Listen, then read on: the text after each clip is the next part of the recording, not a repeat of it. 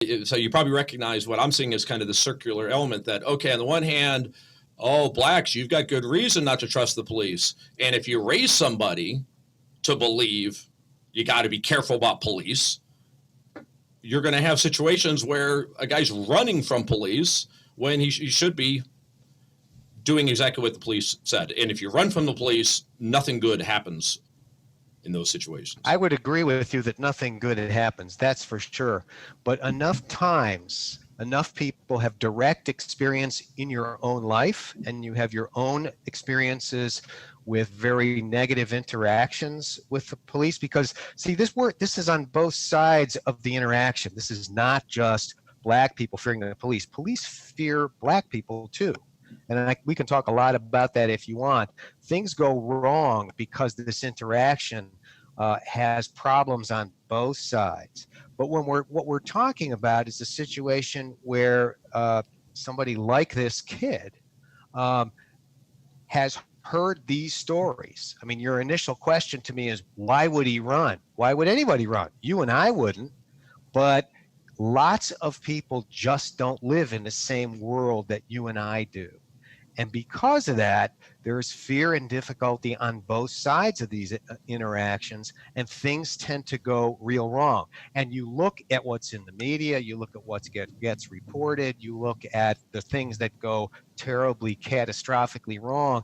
And too often, it does seem to me it involves a young person of color. Now, they may have some of the blame in any given situation. You're right, any of those could be different. But when that happens, that becomes a narrative that is in the person's head, and they respond to it. Yeah.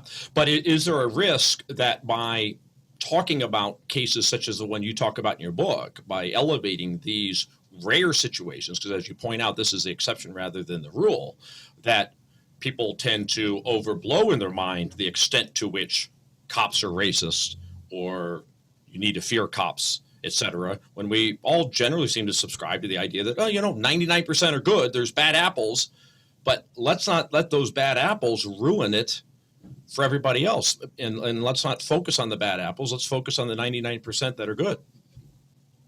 I don't think there's anything that I could do that would make that experience, that existing narrative greater than it already is. What you find when you talk to black people is that from the time a kid is 12, 13, 14, and certainly by the time the kid is 15 and 16, getting ready to drive, black parents sit their children down and they tell them, here is what you do when you get stopped by the police. And it isn't just the kind of talking to that you and I got, where your dad or your mom says, do everything the police officer says and better not hear your mouthing off. These are survival instructions.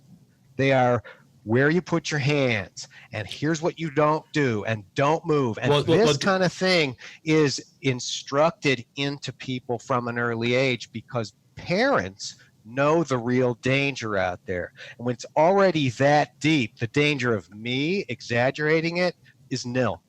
So I wanted to tell this story because it's important as one thing we can look at to see how we can improve things.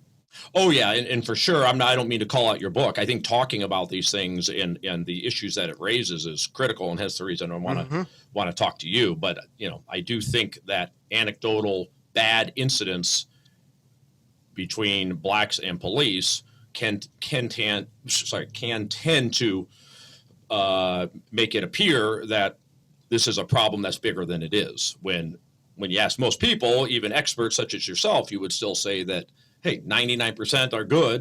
There's the 1% that are bad. But you brought up something that's top of mind for me as far as something I wanted to talk about with you in this interview, and that is the talk, because that's what it's kind of called these days, and that's what you're referring to there with the black parents having the talk. So start by just walking me through, best that you understand it from what you've heard and so on.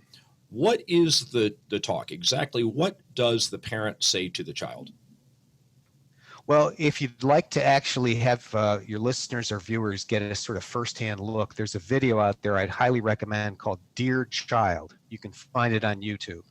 What the talk is how a parent will instruct a kid usually of driving age, about the realities of the world. If they don't know them already, they have to know that police are going to pay extra attention to you because of how you look. Because you are black, because you are brown, you are going to get extra attention. And some of that attention will not be positive. In fact, some of it is going to be very negative.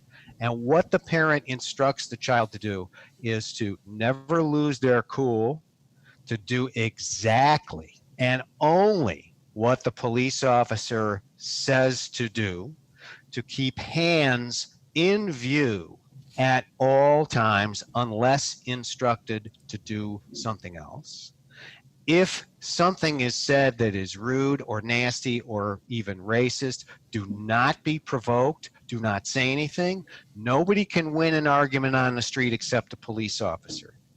And what we, the parents, are worried about is your physical safety. We want you to come home, and therefore these instructions are paramount. If we have a complaint, we'll take it to the police department afterwards. We'll be with you for that. But out there, you must survive. You must survive, because this is a situation in which young people of color get killed, and we don't want that to happen to you. That's really the guts of it. Do we know whether Jordan Miles had the talk? What I do know is that he didn't drive yet. So I don't think he had. I think I remember asking about that. And in point of fact, what I remember learning was that he was raised by his mother and his grandmother. His father wasn't really in the picture. And his mother and grandmother, he said, and they repeated this to me in separate interviews, had always told him, respect the police, they're there to help you.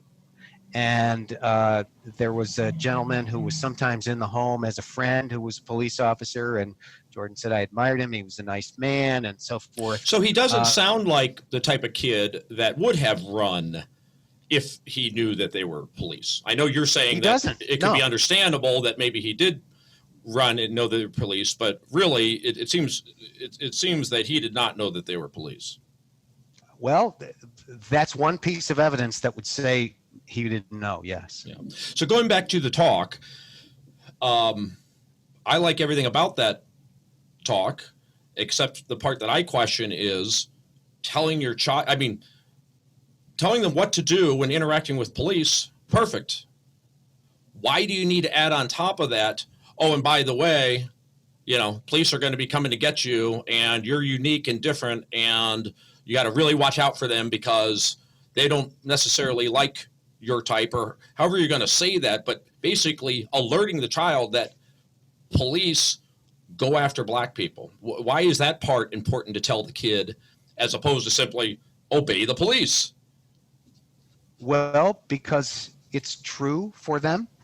That's the lived experience of black people. Right, but we're acknowledging that 99% are good. So, to highlight the 1% bad, I'm just not sure that that's great for the psyche of a kid to be. I'm just not sure that that's important to be highlighted to a kid. As long as you've highlighted the most important part, which is obey the police, I just don't see the benefit of the other part. Well, you and I aren't black. I didn't instruct my kids that way either. And I wasn't instructed that way. But the reality of black life in this country has been, since time out of mind, that they suffer mistreatment at the hands of police much more often. And I don't know that I'd be nailed to the figure of 99%. If we want to go into the statistics, they're all there in the book.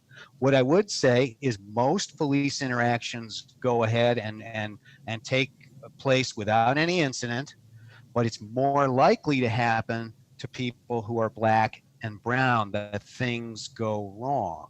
And that's not something we could ignore. And I don't think I'm in a position to tell black parents, well, you're going too far with that. Mm-hmm. That if that is what happens to kids, and the kid is going to say, why? Why do I have to show my hands? What's really going on with that, mom or dad? How would the parent explain it? Yeah. Well, let's talk about. My father never had the reason to. Let's talk about the difference between racism and stereotyping. And do you see a difference between those two? Oh, Because, yes. Mhm. oh, yeah, so it could be very possible be that blacks are a quote unquote victim of stereotyping without it being racism. Do you agree with that? Oh, certainly. Yeah. And you have to break racism down, I think, too. I mean, I think, too likely in this country, especially people maybe my age. I don't know about you, but, when people think racism, a lot of folks think, well, you got to say that word out loud. You got to be willing to express those kind of things like Archie Bunker in the old TV show. That's one type of this problem, one aspect of it, but more subtle forms of what we call implicit bias or stereotyping that can unknowingly alter our behavior. Those are two pretty close things. Those have actually more of an impact than people really realize or understand. They're very widespread throughout society, including, by the way, in Black communities too. Um, the testing and the studying of these things for decades now, over millions and millions of experiments and administrations, is pretty clear. That kind of bias is actually very common.